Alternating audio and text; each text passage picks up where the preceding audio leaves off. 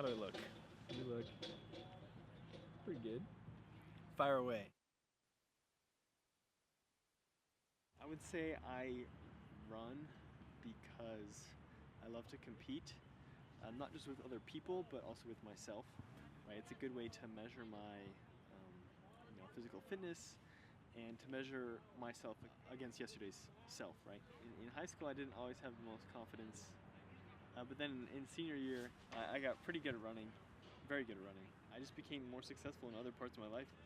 It's kind of like a benchmark, right? If I'm successful at running, then I will be successful at other things.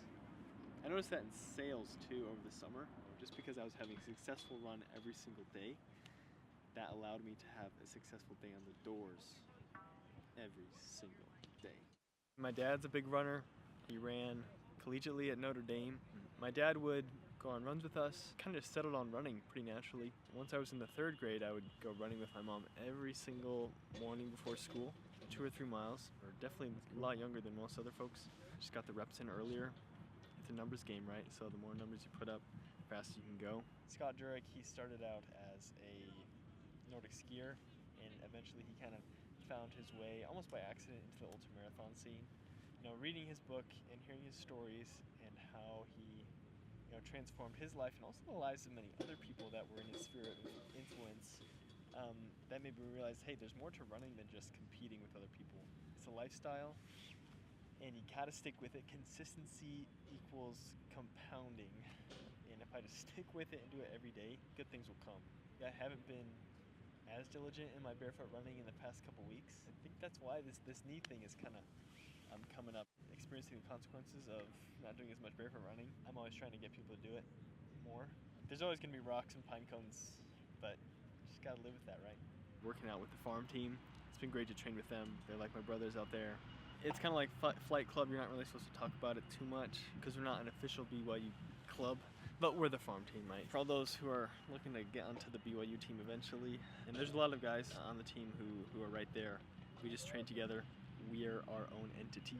We'll race unattached, not as a team, unattached. And then every Tuesday, Thursday at 5 p.m., we'll meet here at the BYU track, do a workout.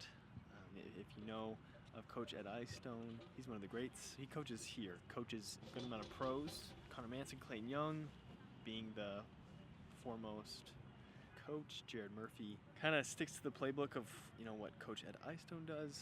Very similar workouts. Connor Manson, Clayton Young, and Grant Fisher, a bunch of those other guys were actually here last Thursday. So it was cool to hear from them.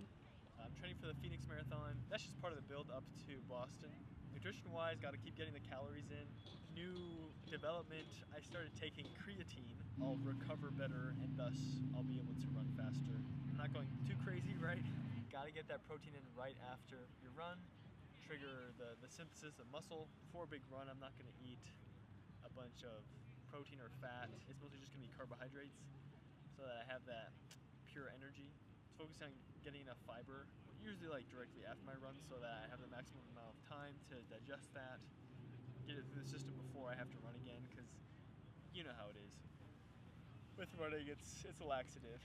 That's why during the marathon you sometimes see some folks let loose in multiple ways.